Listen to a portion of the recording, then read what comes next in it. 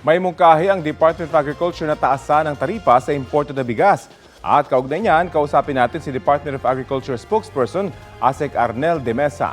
Magandang umaga at welcome po sa Balitang Hali. Hi Rafi, magandang umaga. Magandang umaga po sa lahat ng taga-subaybay. Paano po nakarating yung Department of Agriculture sa rekomendasyon na itaas yung taripa sa mga imported na bigas? Rafi, kung titingnan kasi natin ngayon ay ang laki na ng ibinaba ng presyo sa international market ng presyo ng imported na bigas. Umabot yan hanggang $700 per metric ton. Ngayon, meron ng mga 350 na presyo ng imported na bigas. Plus, yung ating harvest nung first semester ay nagtala tayo ng record harvest na 9.08 million metric tons na na-harvest na palay. So record harvest yan. Ang India, record harvest din sila ngayon, pati ang Vietnam. Kaya talagang napakarami ng supply, hindi lang sa Pilipinas kung hindi sa buong mundo ng bigas. Marami ho bang nag-i-import pa rin dahil sa mas mura yung bigas na ini-import at nagsasuffer naman yung ating lokal na bigas? As of end July, Rafi, ang pumasok na bigas na sa atin ay nasa 2.5 million metric tons.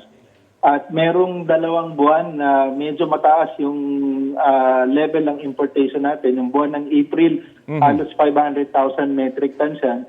At yung May, more than 500,000 metric tons din yan. So talagang medyo marami yan.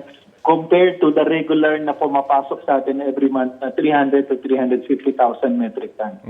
May mungkahi rin kayong import ban tuwing harvest season. Paano po ito makakatulong sa mga magsasaka? Rafi, kailangan talaga ng careful balance para sa ating mga magsasaka at sa ating mga consumers.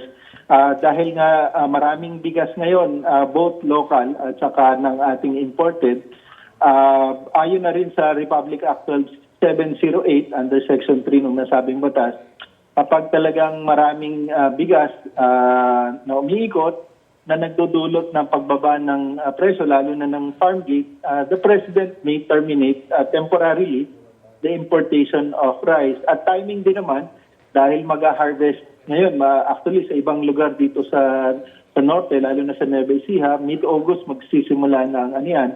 At magpipik yan September, October.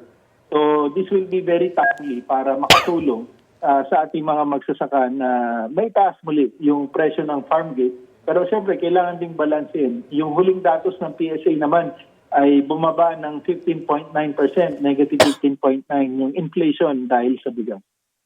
Opo, hindi naman po ba magmamahal ang presyo ng bigas dahil sa mga panukala?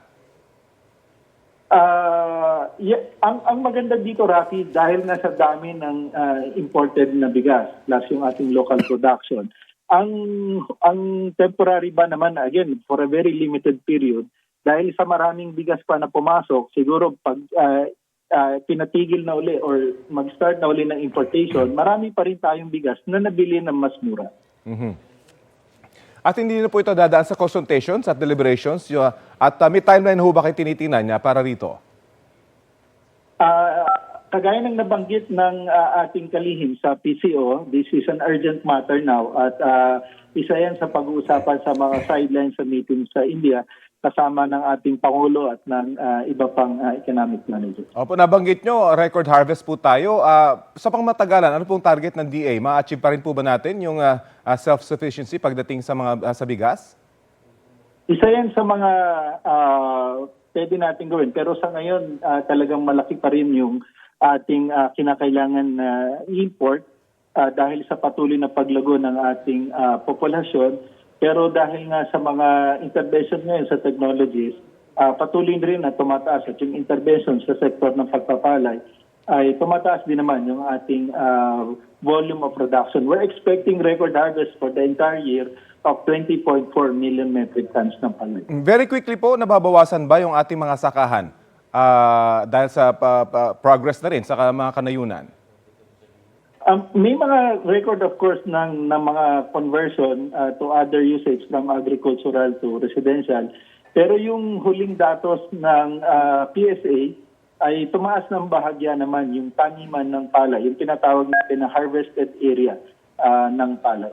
Okay, sige po. Maraming salamat po sa oras na binahagi niyo po sa Balitang Hali.